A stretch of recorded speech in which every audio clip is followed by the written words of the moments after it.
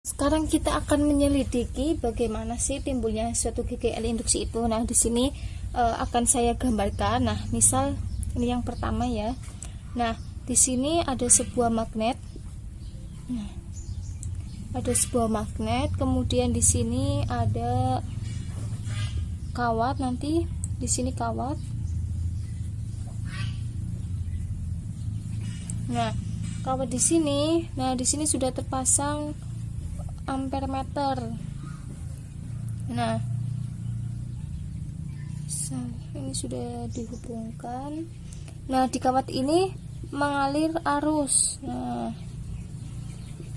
mengalir arus, kemudian magnet ini kita gerak-gerakan ke dalam sini. Nah, ini kan udah ada kawat yang melingkar. Nah, di sini, dari sini menunjukkan dari ampermeter ini menunjukkan gerakan. Nah, sehingga di situ dapat kita katakan ada suatu GGL induksi. Nah, ini percobaan yang kedua. Nah, yang kedua di sini ini masih sama ya, menggunakan kawat. Nah, kawatnya dililitkan. Nah, di sini ada ampermeter.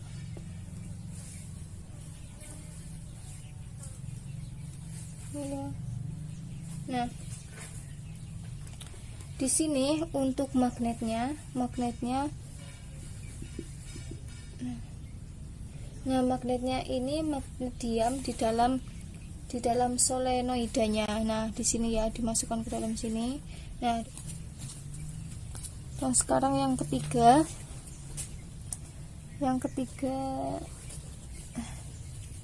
masih sama, ini ada magnet. Nah, yang ini ke sana. Di sini ada gambarnya.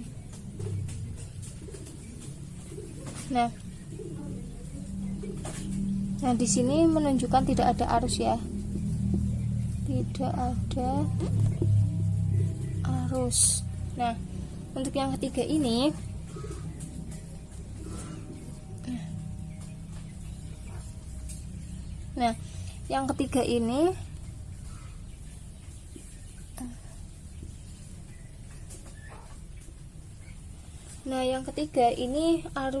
arusnya itu mengalir ke arah yang berlawanan ya.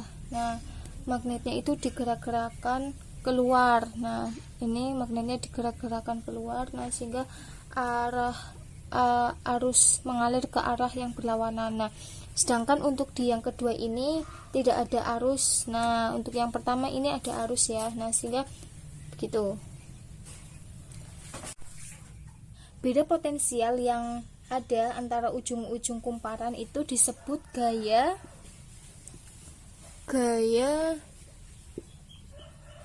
gerak listrik induksi. Nah, yang disebabkan oleh adanya perubahan dari flux magnetik. Nah, flux magnetik kita simbolkan, flux magnetik kan kita simbolkan seperti ini. Nah, ini yang memotong kumparan dapat bertambah dan berkurang. Nah, jadi tentu saja untuk polaritas GGL induksi untuk flux magnetik yang bertambah akan berlawanan dengan flux magnetik yang berkurang, begitu. Nah, sesuai dari persamaan flux ini sama dengan BA cos theta. Nah, perubahan flux magnetik itu dapat disebabkan oleh adanya perluasan bidang. Nah, perluasan bidang kumparan yang memotong medan magnetik. Nah, begitu ya. Nah, pada gambar ini melukiskan loop kawat PQRS ya, ini PQRS. Nah, yang sebagian berada pada daerah medan magnetik. Nah, sedangkan bagian yang lainnya di luar ya. Nah, pada keadaan awal untuk loopnya ini diam. Nah, ampermeternya menunjukkan 0. Nah, namun ketika mulai digerak-gerakan, tentunya dari ampermeter ini jarumnya akan menyimpang. Nah, dari hasil pengamatan tersebut bahwa penyimpangan ini menunjukkan dalam loop itu mengalir arus listrik dengan arah seperti ini ya, yang sudah digambarkan. Nah, dari sini arus yang terjadi ini disebut dengan arus induksi. Nah, disebut dengan arus induksi. Nah, kita mengetahui bahwa arus listrik itu terjadi karena adanya beda potensial antara P dan Q. Nah, di sini ya, antara P dan Q. Nah, sehingga beda potensial inilah yang disebut dengan gaya gerak listrik. Nah, gerak listrik atau kita biasa menyingkatnya GGL, induksi. Nah, sekarang untuk perumusan. Nah, sekarang untuk perumusan dari perumusan besar GGL induksi. Nah, dari gambar yang tadi itu kita dapat mengetahui ada tiga faktor yang mempengaruhi GGL induksi ya. Nah, yaitu yang pertama ada panjang konduktor. Nah, yang kedua ini bisa kita simbolkan dengan L. Nah, yang kedua itu induksi magnetik.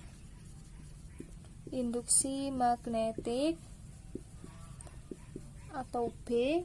Nah, yang ketiga itu kecepatan gerak konduktor.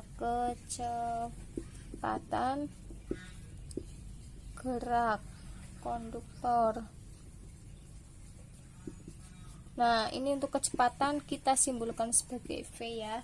Nah, jadi secara teori kita dapat menurunkannya ya.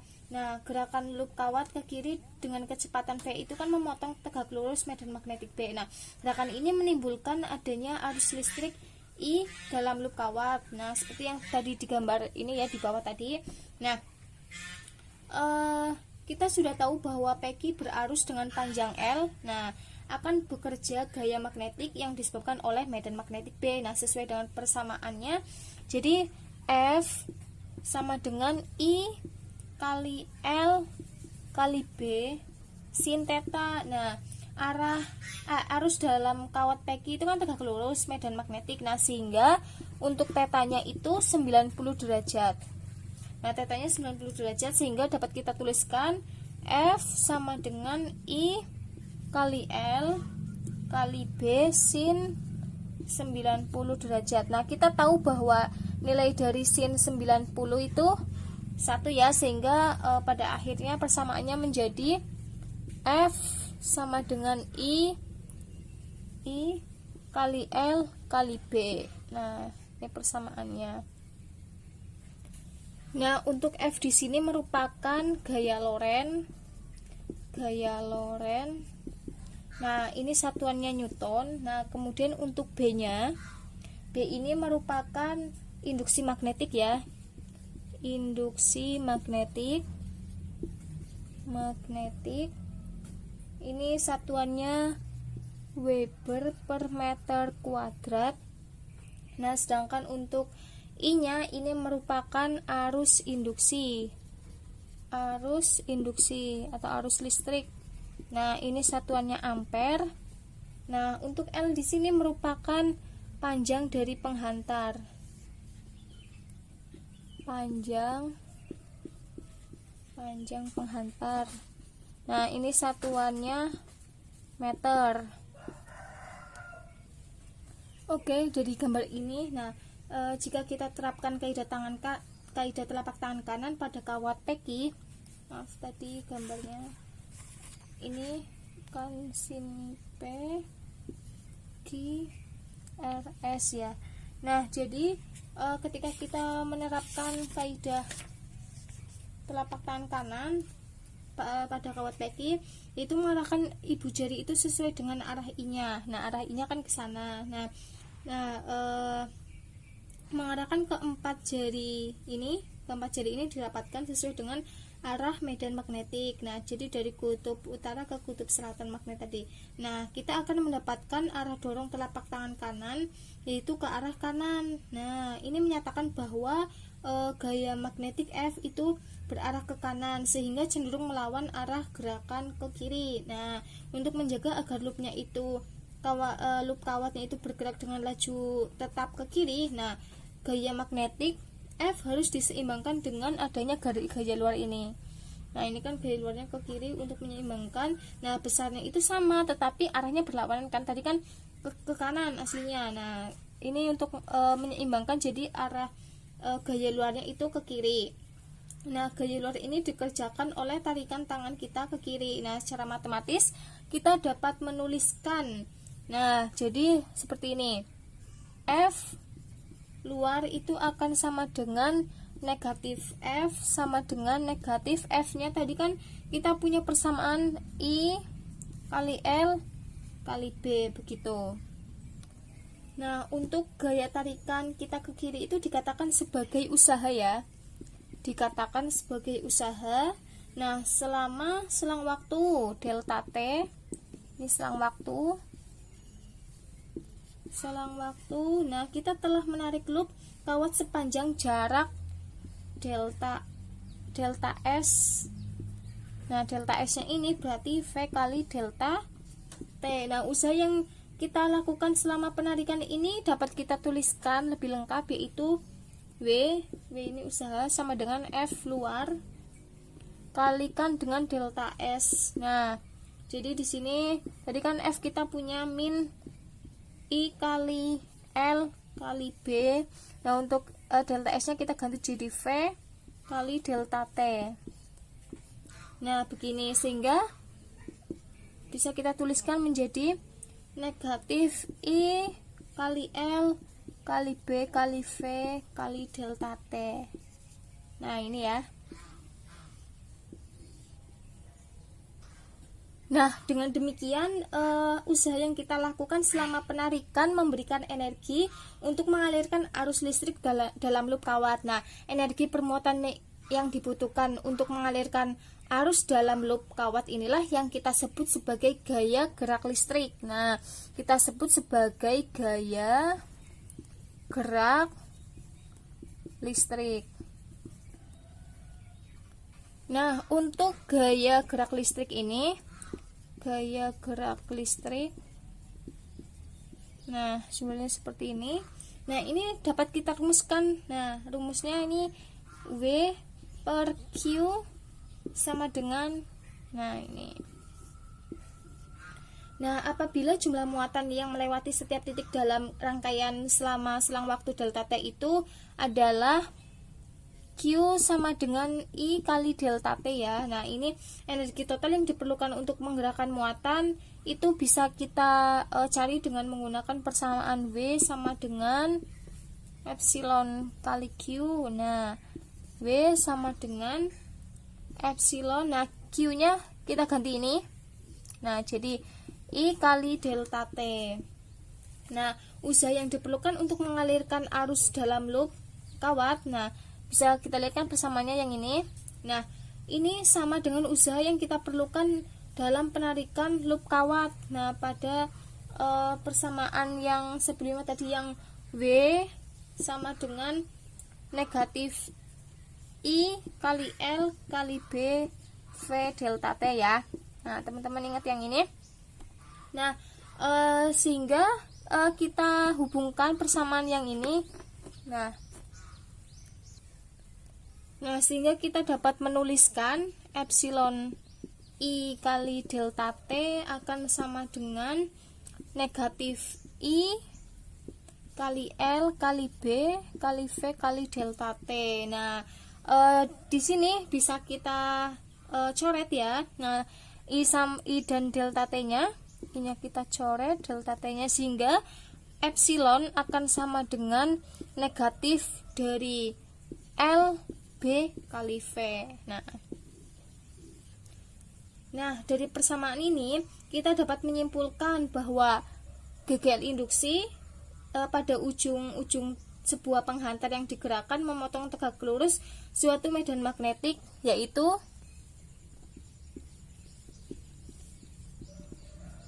sebanding dengan panjang penghantar penghantar. Nah, yang kedua, ini sebanding dengan besar induksi magnetik.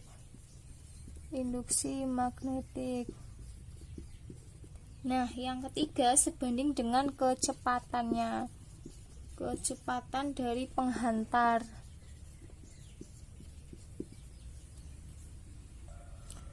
Nah, untuk persamaan epsilon sama dengan negatif L kali B kali V ini hanya berlaku jika penghantar lurus dengan panjang L digerakkan memotong tegak lurus medan magnetik. Nah, jadi ini berlaku ketika V-nya itu tegak lurus terhadap B. Nah, untuk kasus yang umum, yaitu kecepatan V-nya membentuk sudut terhadap medan magnetik, nah akan berlaku persamaan yang berbeda, yaitu epsilon sama dengan L kali B kali V sin theta. Nah, ini misal,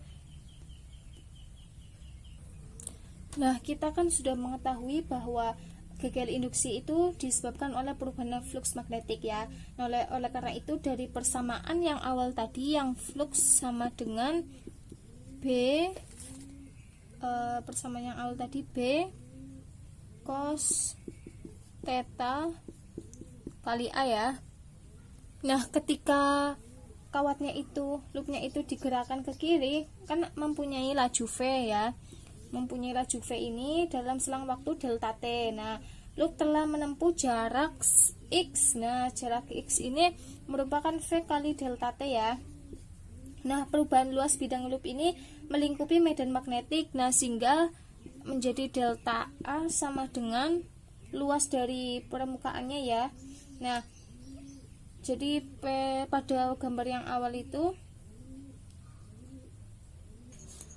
oke, dari gambar ini ya, sehingga untuk luasnya delta A itu akan sama dengan luas dari P aksen kali Q aksen.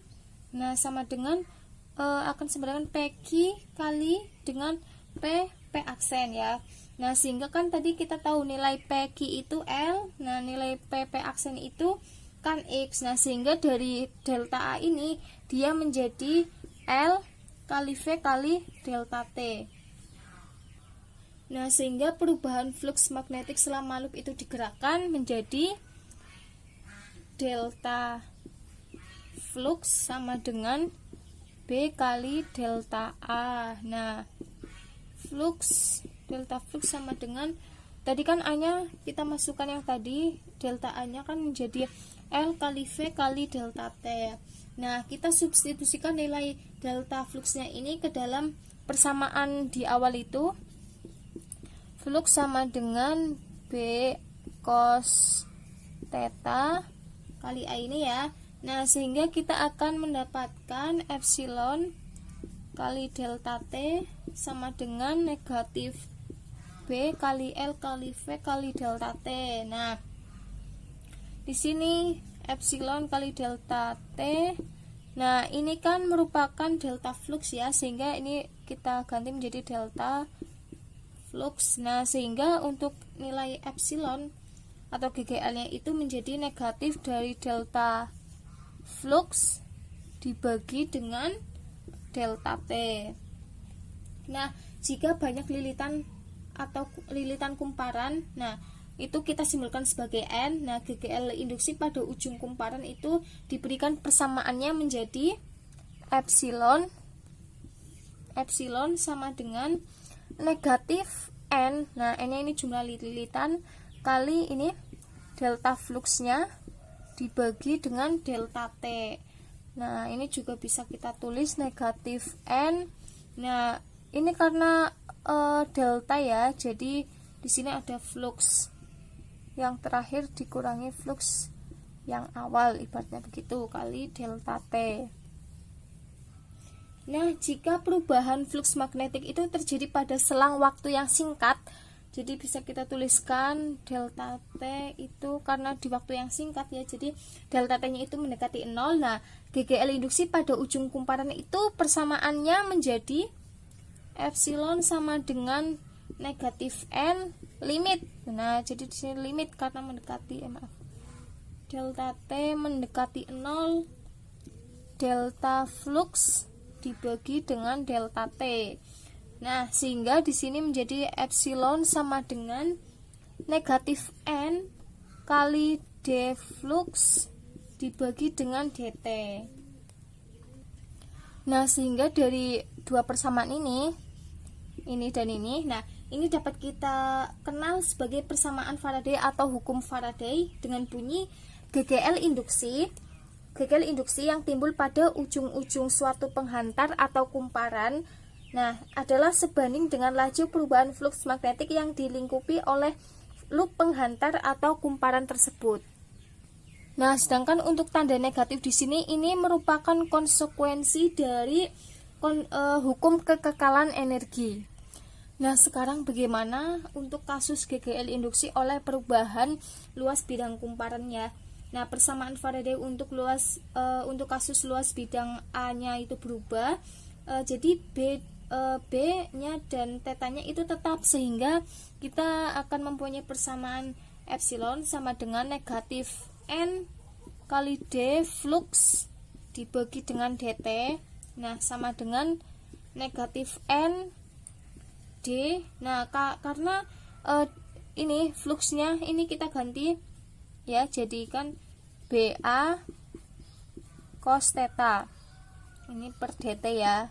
Nah, kita kan tahu bahwa B dan θ-nya itu kan tetap. Nah, sehingga dari persamaan ini kita akan mendapatkan fluxnya itu BA cos theta. Nah, karena nilai B dan cos theta-nya konstan, sehingga keduanya itu bisa dikeluarkan ya, sehingga persamaannya menjadi epsilon sama dengan negatif N ini B-nya keluar B cos theta. Nah, sehingga di sini tinggal dA per dA dibagi dt. Nah, begitu. Nah, untuk kasus laju perubahan luas bidang dA per dt-nya ini tetap. Nah, ininya tetap, tidak bergantung pada waktu, maka persamaannya itu menjadi epsilon sama dengan negatif N B cos theta kali delta A dibagi delta T, atau sama dengan NB cos theta. Nah, karena ini delta ya, jadi ada A2 dikurangi A1 dibagi T2 dikurangi T1. Nah, dengan A1 ini merupakan luas bidang ya, bidang awal yang melingkupi fluks magnetik, sedangkan A2 ini merupakan luas akhir bidang yang melingkupi fluks magnetik. Nah, untuk kasus dA dibagi dt-nya ini tetap dan arah normal bidang sejajar dengan arah B, nah maka θ-nya, nah untuk kasus yang ini, maka θ-nya itu akan sama dengan 0 atau cos theta, maka cos θ-nya kan cos 0, sehingga nilainya 1 kan. Nah, jadi persamaannya akan menjadi epsilon sama dengan negatif N kali B kali delta A dibagi delta T. Nah, ini menjadi negatif N kali B.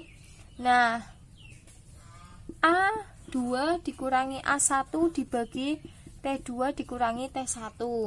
Begitu ya. Baik, untuk selanjutnya yaitu GGL induksi oleh perubahan besar induksi magnetik. Nah, persamaan Faraday untuk kasus besar induksi magnetiknya itu berubah, atau dapat kita katakan A luas permukaannya dan θ-nya itu tetap. Nah, itu persamaannya akan menjadi epsilon sama dengan negatif N kali D flux dibagi dt. Nah, sama dengan negatif N kali D dt. Nah, fluxnya kita ganti BA cos theta ya. Nah, dari sini menjadi epsilon sama dengan N negatif N kali A cos theta kali dB per dt. Nah, untuk kasus laju perubahan induksi magnetik dB per dt-nya ini tetap, nah maka persamaannya juga akan berubah. Nah, jadi nanti persamaannya menjadi epsilon sama dengan negatif n kali A cos theta delta B dibagi delta T sama dengan negatif n kali A cos theta.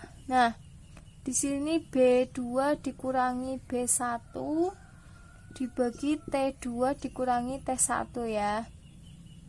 Nah, di mana B1 ini merupakan besar induksi magnetik awal yang melalui loop, sedangkan B yang kedua ini merupakan besar induksi magnetik akhir yang melalui loop. Nah, untuk kasus dB dibagi dt-nya ini tetap dan arah dari medan magnetiknya ini tegak lurus. Nah, tegak lurus pada bidang loop, maka tetanya akan sama dengan 0 derajat. Jadi untuk cos persamaannya itu menjadi epsilon sama dengan min n kali A delta B dibagi delta T. Nah, ini sama dengan negatif n kali A B2 dikurangi B1 dibagi T2 dikurangi T1 ya. Nah, baik, sekarang untuk gegel induksi akibat perubahan orientasi bidang kumparan. Nah, dari persamaan Faraday untuk kasus yang ini, itu orientasi sudutnya itu berubah. Sudutnya berubah, sedangkan A dan B-nya itu tetap. Nah, sehingga untuk persamaannya itu menjadi epsilon sama dengan negatif n kali d flux dibagi dt sama dengan negatif n kali d per dt. Nah, fluxnya kita ganti BA cos theta.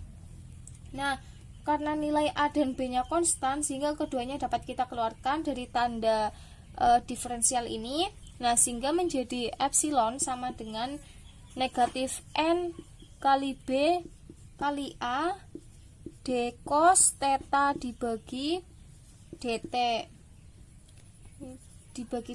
Nah, untuk kasus laju perubahan ini d cos theta ini tetap. Nah, jadi persamaannya akan menjadi epsilon sama dengan negatif n BA delta cos theta dibagi delta T. Nah, sama dengan negatif n BA. Jadi di sini cos theta yang akhir cos theta awal dibagi T2 dikurangi T1.